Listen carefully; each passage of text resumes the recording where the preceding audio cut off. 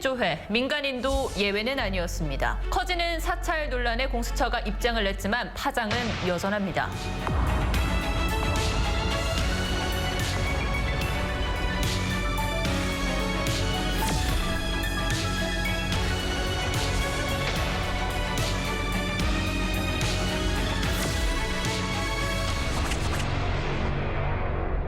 네, 공수처의 통신조회 파장을 정혁진 변호사와 들여다보겠습니다.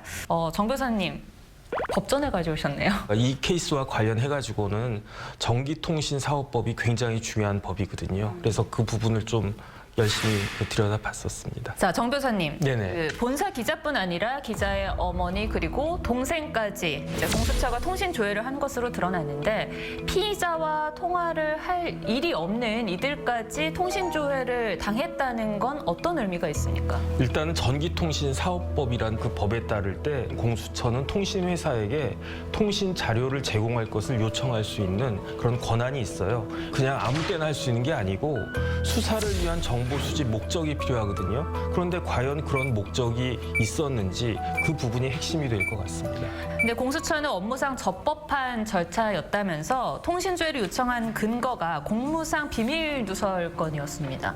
그런데 말 그대로 공무상이지 않습니까? 네네. 그러니까 더 말이 안 되는 게 기자는 공무원이 아니기 때문에 형법상 공무상 비밀 누설죄의 대상이 되지도 않고 공수처의 수사 대상이 되지도 않습니다. 그런데 예외가 공범 관계에 있을 때만 공수처 수사 대상이 될 텐데 과연 지금 이 상황에서 그 기자들이 다 그런 공범 관계에 있을까?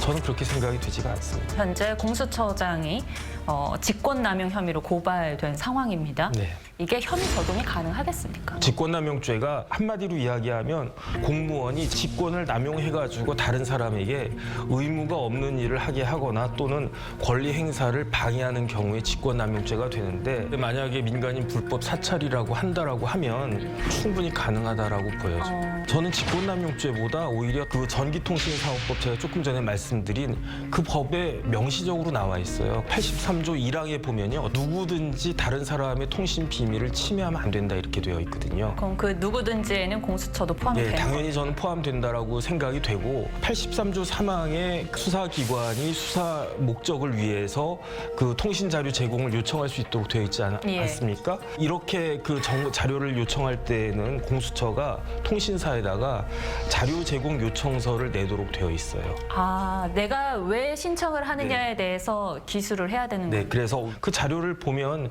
수사 목적이 그 타당한지 아닌지 있었는지 없었는지에 대해서 밝힐 수가 있을 것 같고 그 부분이 명확하지 않는다라고 하면 예. 아무리 공수처라고 하더라도 전기통신사업법 그 94조에 의해서 뭐 5년 이하 징역에 처해질 수도 있는 것이 아닌가 저는 그런 생각이 들었습니다. 적법한 절차였다는 말 외에는 침묵하던 공수처가 결국 해명을 내놨어요.